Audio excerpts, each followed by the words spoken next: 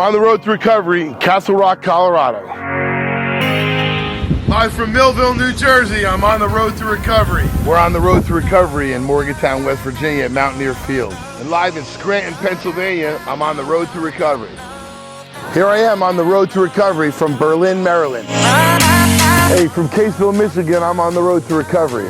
I'm on the road to recovery at Ann Arbor, University of Michigan.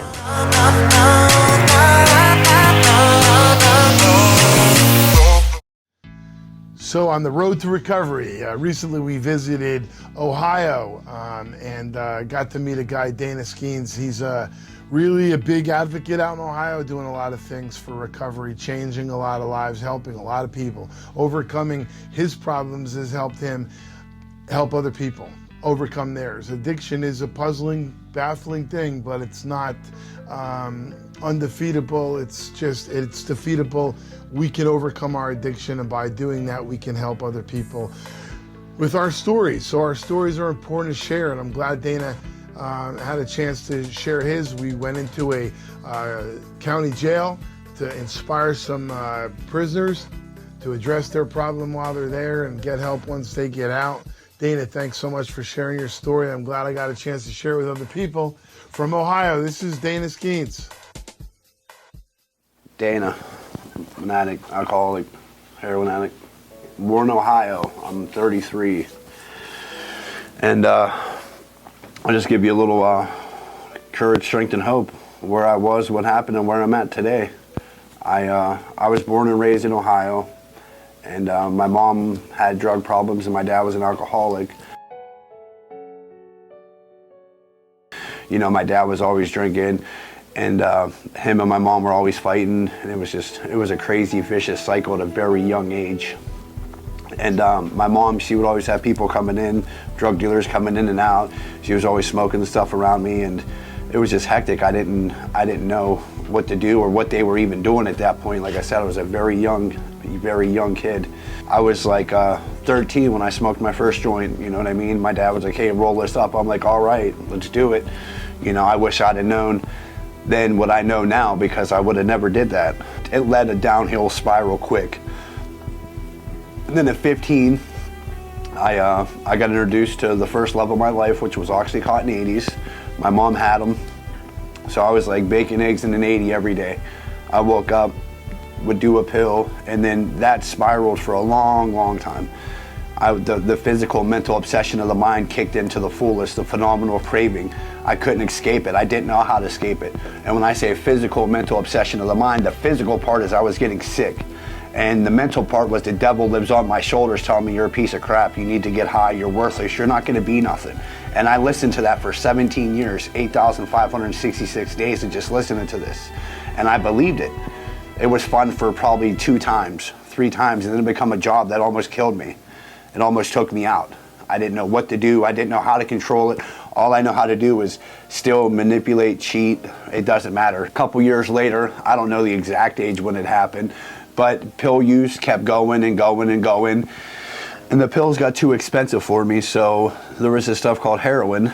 There was actually heroin then, it's not so much now, but it was heroin, and you know, I was like, oh, well, let's give this a try. On the 8th, 1/8/16 last year, I overdosed, and that was the biggest blessing I could have in my life. People's like, how can you say that you overdosed? Well, you know what? My pride and ego was at 1,000. So on the flip side today, it's amazing. I have a very blessed life today, because once I overdosed and I went to the hospital, I really didn't know. This is first time recovery, first time overdosing by the grace of God. I didn't have to go back out and die 8 more times like a cat to make sure it was real. I don't have 9 lives. You know, for that 40 minutes I was unconscious. I didn't know what happened. So that was very easy for me, all in the same day, to just like, the old me's dead and gone, buried in that basement. You know, the new me is here, my second chance, my rebirth, I like to call it. I'm here now. And I know, for me, I can't dabble. I can't be like, oh, well, let me just smoke some weed. No, because that weed's gonna end up to some pills. And then once I do a couple pills, it's gonna be like, oh, cool, well, maybe I can sniff some dope. Yeah, I can sniff some of the stuff that's killing people out here and overdosing them with the 2 milligrams, which is 2 grains of salt. Yeah, let me do that. So then once I get enough gumption up, I'm gonna put it back in my arm and I'm gonna be stuck right back in that pit of abyss. There's no way out. Once you start activating it, I have to keep my armor up every day. You know, I have a spiritual maintenance on a daily retrieve. That means if I let God come into my life every day by asking him, he's a gentleman, he shows up. But if I forget to ask him, I get irritable, restless, and discontent. Oh man, I'm hit. Quit going to meetings, I quit praying. I just want to take my will back over. I know what my will does.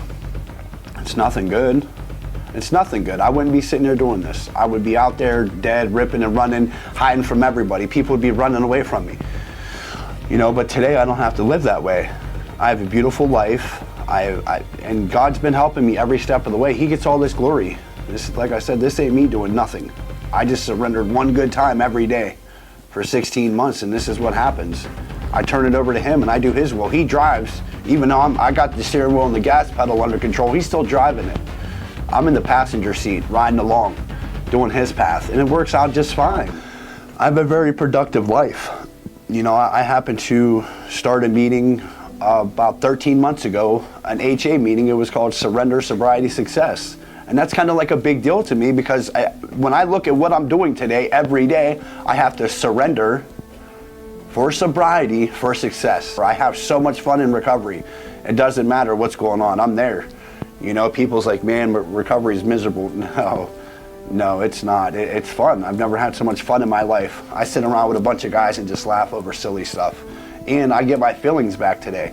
That was a big thing to me. I covered them feelings because I didn't want to admit who I was. You know, because it's 8% drugs, 92% me. I had to get to work. I had a lot of eternal issues wrong with me. I had to clean my skeletons out of them closets and bury them for good. Not just, oh, I'll put you in there, then I'm numbing you with something, and there we go. Right back in the vicious cycle of nothing.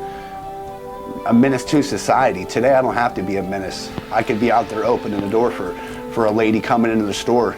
You know, I can give somebody some food that maybe not ate today.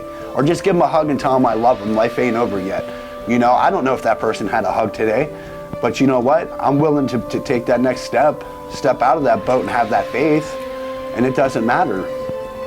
It doesn't matter. God's going to show me everything he needs me to do. I just have to see the signs today, and I've seen them. You know, I was befogged for a long time. I couldn't see nothing. And as soon as I started to have some willingness, you know, doors opened up that no man can shut. It doesn't matter. You know, I had to realize that, because it's not for the people who want it or need it. It's for the people willing enough to do it. I wish I could hand somebody my shirt and say, here's 16 months of recovery. You know, I so wish I could do that, because I would be giving everybody shirts. I'd have no shirts, walk around no shirt on. And I'm okay with that today. You know, and they would miss the journey of their life changing from like a zero to a hero. And I can only say that because I was that zero. I'm not downgrading nobody. I was that zero, right here live and living color flesh. And now today it's okay. People run up to me and ask me for advice. How can you help me? And I talk to a lot of parents that lost their kids for good, that ain't get to come back. You know, because not everyone's gonna get the comeback from this. You know, but at the same time, I'm not like, people have to die for me to live, because no, I'm not ever gonna say that, because life's cycle is, we got a birth date and a death date. No matter what happens in between, what we add or subtract from it, this is the truth. So I'm not gonna go add on to that. You know, so what, you had a problem. I can try to help you solve it. And the whole thing I had to do, I had to identify the problem and find the solution. You know, what did we get learned in 2nd grade? 2 + 2 is 4. 2 + 2 is the problem, 4 is the solution. So that was taught to us at a very young age. We decided to take a corner, miss a day of school, miss that lesson that could help us in life. And that's how I look at life today. There's a lot of lessons and blessings. What's gonna happen? You know, can I learn from my mistakes, and am I gonna better myself? Are people gonna come into my life as blessings? Absolutely, every day. At least 1 to who knows how many, 1,000.